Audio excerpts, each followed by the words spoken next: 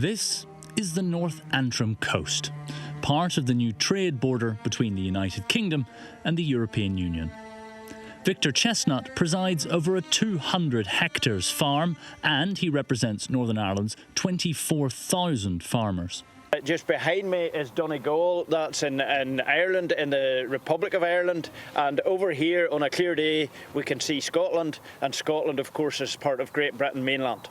We are a region of 1.8 million people, and we produce enough food to feed 10 million, so we have to export. So any costs, going from here to the mainland, or indeed from here to Europe, we just haven't the ability to absorb those costs in our industry. Victor owns 400 cows. While the farm's beef is sold directly in the rest of the UK, milk is processed in the Republic of Ireland and exported back into Great Britain as cheese. Come January, animal food exports may require certification. Well, this milk goes every other day.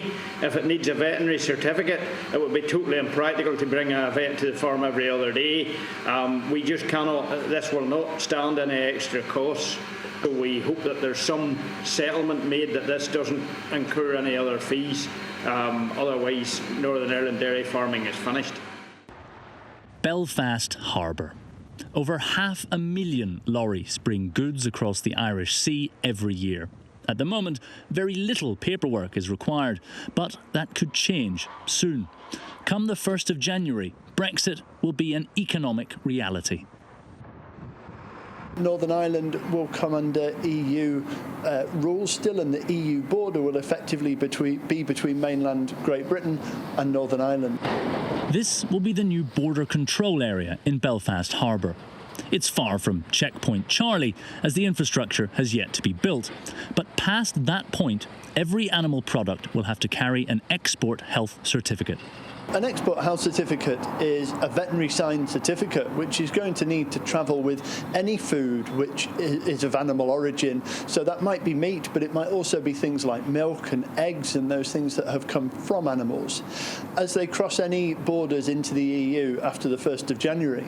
Mark Brown owns a deli in Belfast. At Christmas, his #1 seller is Colston Bassett Stilton, the so-called king of English cheese. That wheel would cost me, right now, around about £60. Now, 1st of January, if I can get it, it'll be probably about £120. At twice the price, because of the extra paperwork, there may not be many buyers of Stilton. Because I thought, we're coming out of Europe. European cheese is going to be, the problem to get. But it now looks like the whole situation's flipped. It's going to be English, Scottish and Welsh cheese is going to be the problem.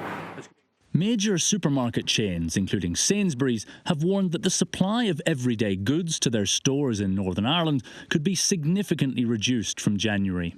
Doing business in Northern Ireland may even become too expensive for some.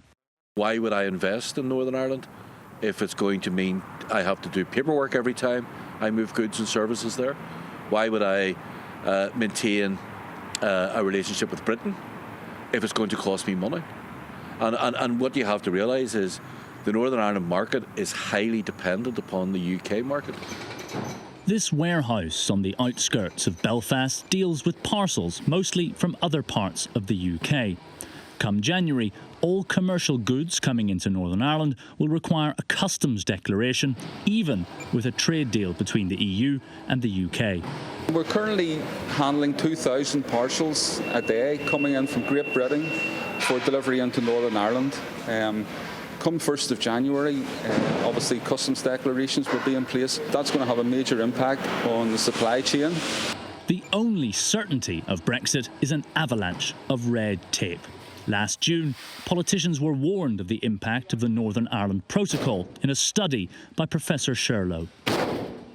You've actually put Northern Ireland in some corner in the edge of Europe with certain benefits with being in the EU customs code, but clearly also major handicaps to what is already a struggling economy.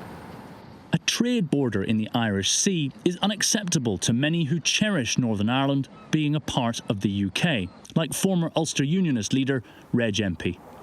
The government, in order to save its own skin in England, basically has thrown us under a bus. and we are the casualties of this.